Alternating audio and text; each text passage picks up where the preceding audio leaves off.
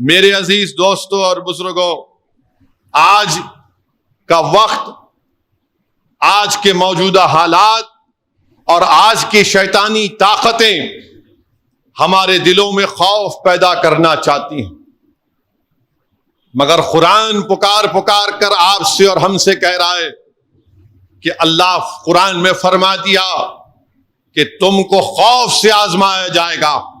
اگر یہ شیطانی طاقتیں ہم کو خوف سے آزمانا چاہتی ہیں تو ہم ان کے خوف سے ڈرنے والے نہیں ہیں۔ کیوں؟ کیونکہ ہم زمین پر اللہ کے سپاہی ہیں، ہم زمین پر اللہ کے سپاہی ہیں، اور مسلمان سوائے اللہ کے کسی سے نہیں ڈرتا۔ ہم زمین پر اللہ کے سپاہی ہیں اور مسلمان سوائے اللہ کے کسی سے نہیں ڈرتا۔ جو طاقتیں ہم کو خوف دلانا چاہتی ہیں، ہم ان سے کہنا چاہتے ہیں کہ ہم اللہ کے سپاہی ہیں، ہم تمہارے خوف سے ڈرنے والے نہیں ہیں، ہم تمہارے خوف سے اپنا راستہ بدلنے والے نہیں ہیں، ہم اپنے حالات کو بدلنے والے نہیں ہیں، بلکہ جو اللہ کا سپاہی ہوتا ہے وہ حالات کو موڑ دیتا، حالات اس کو نہیں موڑتے۔ میرے عزیز دوستوں اور بزرگوں، آج ہم جو کچھ دیکھ رہے ہیں، غزہ میں، فلسطین میں جو کچھ ہو رہا ہے کہ 30,000 لوگوں کی موت، جس میں 11,000 سے زائد معصوم بچے، 12,000 سے زائد خواتین، 60,000 سے زیادہ لوگ زخمی، جس میں آج کی تاریخ میں 25-30 ہزار کے قریب ہماری بیٹیاں، ہماری بہنیں حاملہ ہیں، جن کے پاس کوئی ڈاکٹر اسپتال نہیں ہے۔ ہم دیکھ رہے ہیں کہ غزہ کی سرزمین پر 3 بڑے اسپتال تھے، ان کو کھنڈیر میں ظالم اسرائیلیوں نے تبدیل کر دیا۔ الشفا ہاسپٹل میں ظالم اسرائیلی اپنی فوج کے ساتھ گھس کر 100 خواتین کی عصمت ریزی کرتے ہیں، اسپتالوں کو برباد کرتے ہیں۔ 20 لاکھ کی آبادی غزہ کی، 12 لاکھ لوگ آج بے گھر ہو چکے ہیں، ان کے پاس گھر نہیں ہے، سر پہ سایہ نہیں ہے۔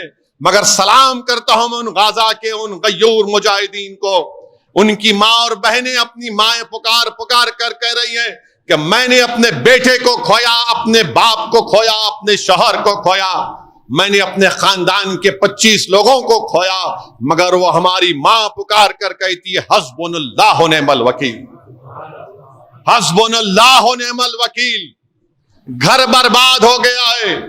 ایک باپ اپنے معصوم بیٹے کی لاش کو اٹھائے ہوئے 5 سال کی اور پکار کر کر اللہ میرے بیٹے کی شہادت کو قبول فرما لے۔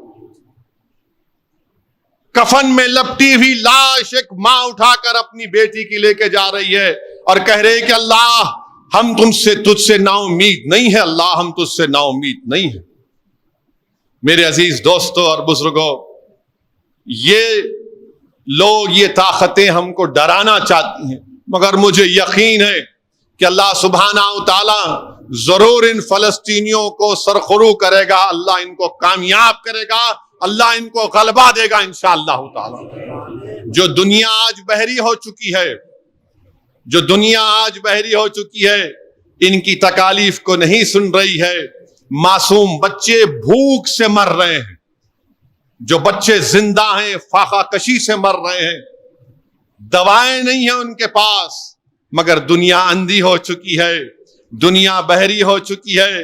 یہ دنیا جو بڑا درس دیتی ہے مسلمانوں کو کہ اپنی بچیوں کو پڑھاؤ، یہ دنیا جو بڑا پکار پکار کر کہتی ہے کہ تمہارا حجاب، تمہارا برقع تمہاری ترقی میں حائل ہو رہا ہے، یہ دنیا جو بڑا مسلمانوں کو مساوات کا درس دیتی ہے، ارے تمہارے کون سے مساوات ہیں کہ 30,000 لوگ مر گئے مگر تمہاری زبانوں پر اسرائیلیوں کو ظالم تم نہیں کہہ سکتے؟ یہ کون سی تمہارے مساوات ہیں؟ یہ کون سا تمہارا ترقی یافتہ پن ہے کہ بچے بھوکے مر رہے ہیں؟ 11,000 بچے مر گئے مگر تمہاری زبانوں پر ان بچوں کی تکالیف کا ذکر نہیں ہوتا۔ مگر یاد رکھو، تاریخ گواہ ہے کہ اللہ ضرور انصاف کرے گا انشاءاللہ تعالی۔ لوگ پوچھتے ہیں، ہم فخر کرتے ہیں کہ بھائی ان کے پاس سونے کے پہاڑ ہیں، ان کی زمین کے نیچے تیل ہے، پیسے اربوں دولت ہے، مگر کیا فائدہ اس تیل کا، اس سونے کے پہاڑوں کا جو ان 30,000 کو نہیں بچا سکے۔ 1 گھنٹے میں تم سفر طے کر سکتے، مگر تم کو فکر نہیں ہے، تم اپنے شاہی محلات میں موج منا رہے۔ مناؤ موج، یہ دنیا ختم ہوگی، یاد رکھو۔ اور کسی ایک فلسطینی نے رو کر کہا کہ جو آج ہماری تائید میں بات نہیں کر رہے، ہم اپنی بات کو حشر کے میدان میں اللہ کے سامنے کریں گے۔ ہم اپنی بات کو اللہ کے سامنے حشر کے میدان میں کریں گے۔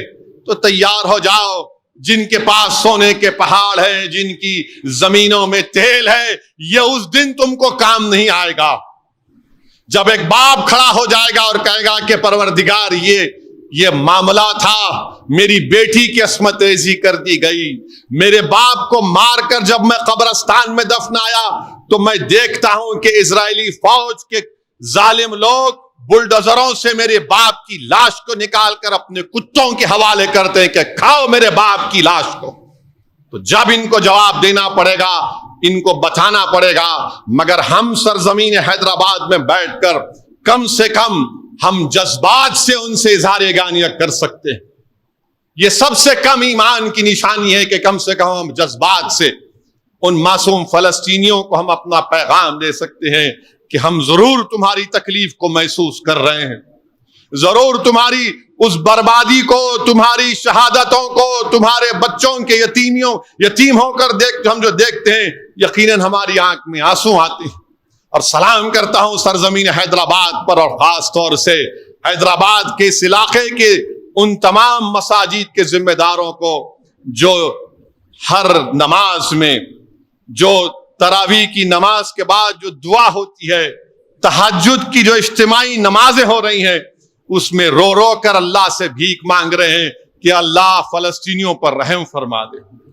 میرے بھائی، یہی تو خصوصیت ہے ہماری سرزمین کی، یہی تو خصوصیت ہے، یہی تو مزاج ہے ہمارا کہ ہم ان غزہ کے فلسطینیوں کی تکلیف کو محسوس کرتے ہیں۔ کوئی دن میرے پاس نہیں جاتا کہ لوگ فون کر کے پوچھتے ہیں کہ بتاؤ کیسے ان کی مدد کر سکتے، ہم کیسے ان تک ہم کچھ امداد پہنچا سکتے ہیں۔ میں ان کو کہتا ہوں کہ اللہ آپ کے جذبے کو سلامت رکھے۔